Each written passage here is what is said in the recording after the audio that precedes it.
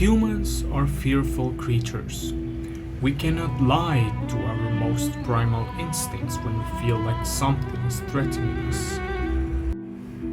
A man cannot be so stupid to risk himself and the girl he was hitting on to go down a dark alley without even admitting he was scared to the bones and that he wanted to run the other way. However, his urge to sleep with her was unbearable, so they walked past a little sign that warned them specifically not to cross the alley due to possible supernatural activity.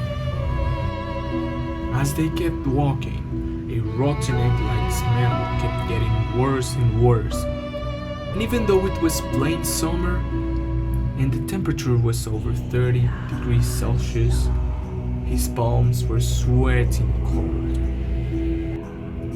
The hair on his neck bristled as he listened to the sound of someone or something eating raw meat, and that rotten egg-like smell became more of a metal and decay-like reek. The girl, on his left side, began wondering what was happening and why this guy's hand suddenly felt ice cold. She hadn't paid attention to her senses. The only thing she could ask was, "Are you okay?" Though he didn't seem to listen to her. The man knew something was not right. There was a third person? Thing? Though he kept going, trying as hard as he could to put on a brave mask to let her know they were safe. When they thought the dark alley had finally come to an end, they saw in the pure darkness an animal figure. It had long hair and strands of it partially covering its glowing and big red eyes.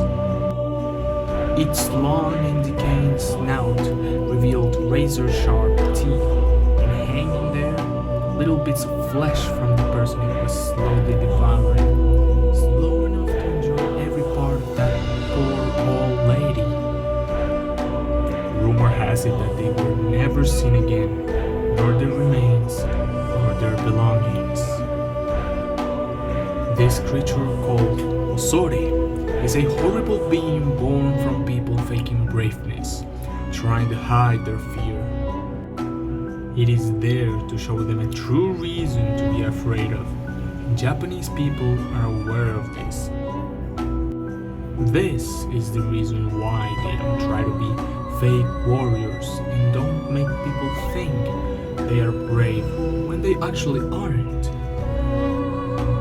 In World War II, the Wendigo followed American soldiers to Japan because it knew there was always carnage in wars, and therefore food.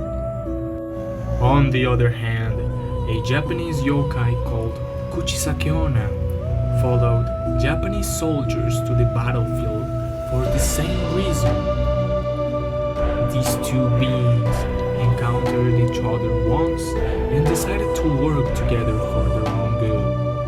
Kuchisakeona would attract soldiers with its beauty, just so that the Wendigo could assassinate them. The word about soldiers dying in a strange way was spread over both sides, and so these stories began mixing and combining.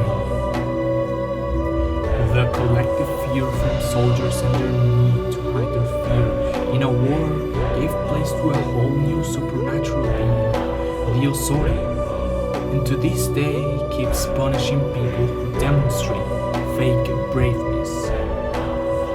It makes you instantly regret pretending to be a courageous person, knowing that you're just lying for popularity. But you won't realize it before it makes you open your mouth to the point that your jaw makes a terrible cracking sound, meaning that you screamed in horror, tearing down your facade. It will eat your body and soul after it makes you suffer while you scream.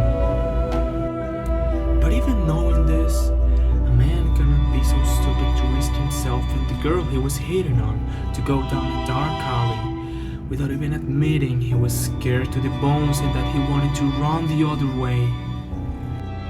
But don't forget, humans are fearful creatures. We cannot lie to our most primal instincts when we feel like something is threatening us.